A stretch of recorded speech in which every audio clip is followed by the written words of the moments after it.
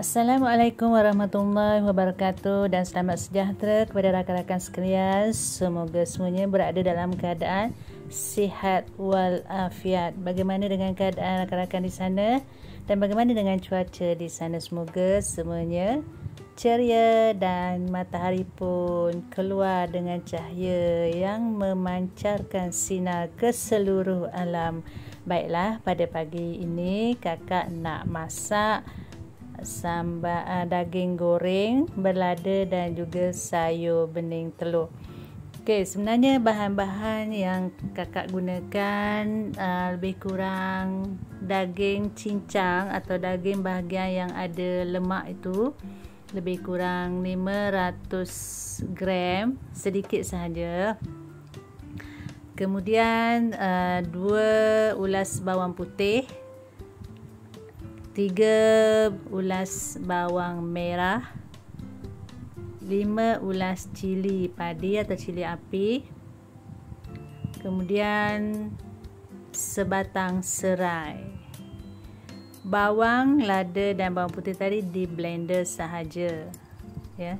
Kemudian 2 helai daun limau purut atau daun jeruk. Okey, baiklah, kita terus kepada cara memasaknya.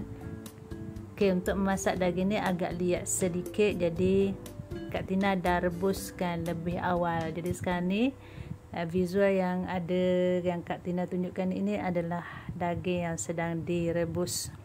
Tak lama, cuma dalam 20 minit sahaja untuk merebus daging tersebut agar lebih empuk lagi. Okey, sekarang Kak Tina dah masukkan 1 batang serai supaya serai itu dapat menghasilkan bau yang lebih harum ataupun lebih wangi dan juga mengenakkan atau menyedapkan lagi rasa daging tersebut. Okey, dan kita biarkan daging tersebut mendidih atau masak dalam kuantiti api ataupun dalam api yang lebih kecil sedikit.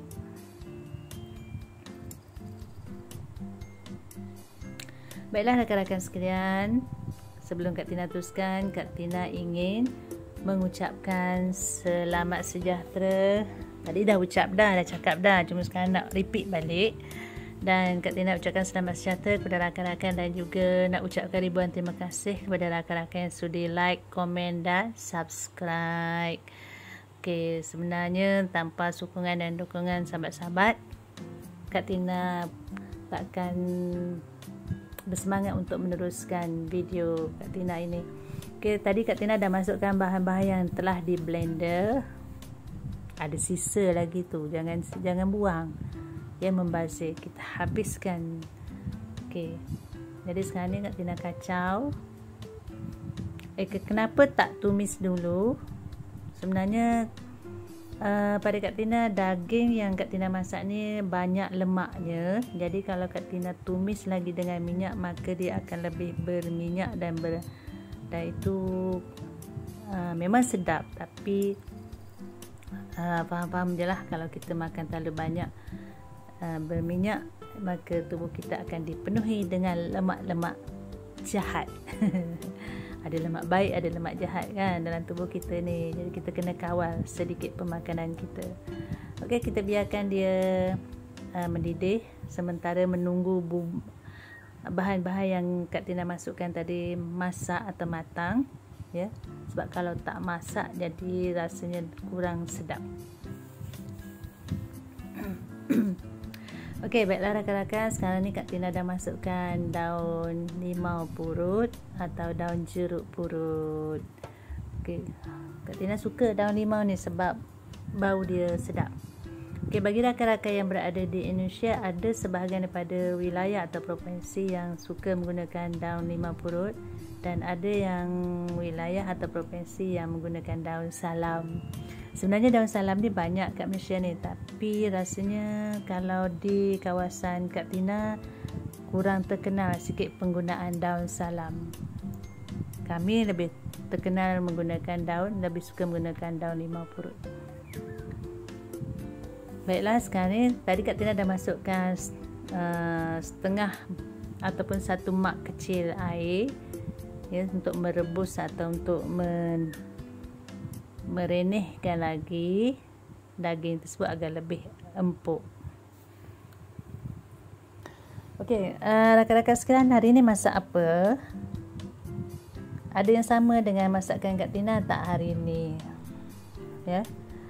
Okey, kalau nak ikutkan harga daging di Malaysia ni,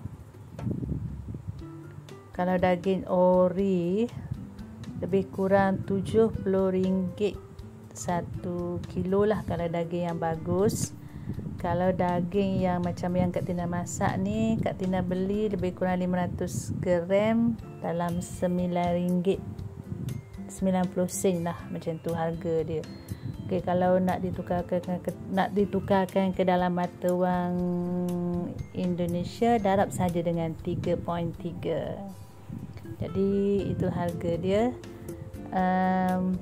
Kalau untuk 500 gram tu, kalau daging Kak Tina boleh makan dalam 2 kali masakan lah. Jadi masakan Kak Tina ni sebenarnya tak banyak sebab keluarga tak ramai.